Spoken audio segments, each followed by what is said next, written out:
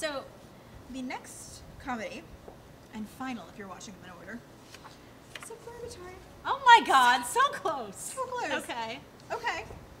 Well, I will say that SUBURGATORY was kind of the little show that grew with me. Like, I didn't love it in the beginning, and I left the first season loving it, and I came into the second season with huge expectations, and they've exceeded all of them.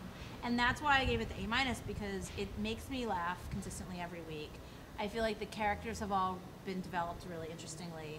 I never really expected to go as deep with Tessa's family as we have this early on, and I like that we have. And it does make me cry every now and then. Like, part of it is the music, because they are just really good with music. That. And part of it is just, you know, the stuff that it brings up, because they're going into such serious issues. Like, you see these people, and they're super tan, and you think that they're all, like, plastic. And then you get to know them, and you realize, well, you know, even the crazy shirtless jock guy has feelings, you know, and crazy feelings, but and you know what? I really love how they've started using things that they set up in season 1 and are paying them off in ways that I didn't necessarily expect.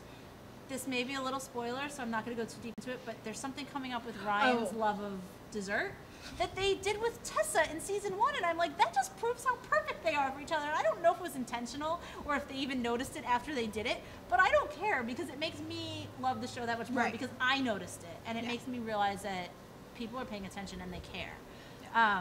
So I just really love the show. And I'm sorry, but Dahlia's music video was amazing.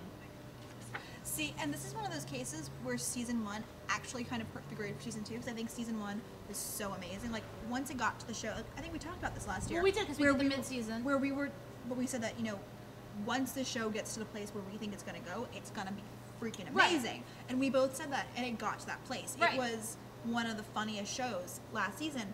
And I think it's been almost perfect this season. But there was definitely one episode and a couple of moments where I've been like, what are you really trying to do here? The episode where, what was the one where it was just totally all over the place, where I think was where they first had sex?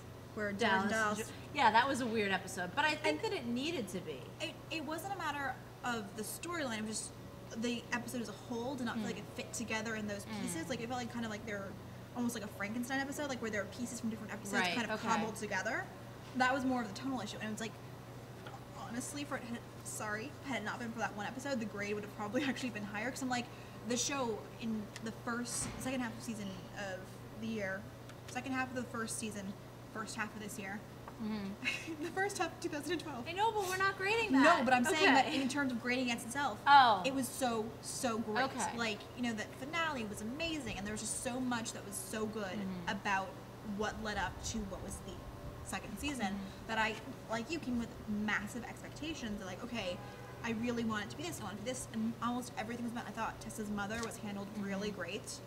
They did the holidays really well. But yeah, there's been a couple of moments when I'm like, it's not as cohesive as I had hoped at points, which is why it got a B+.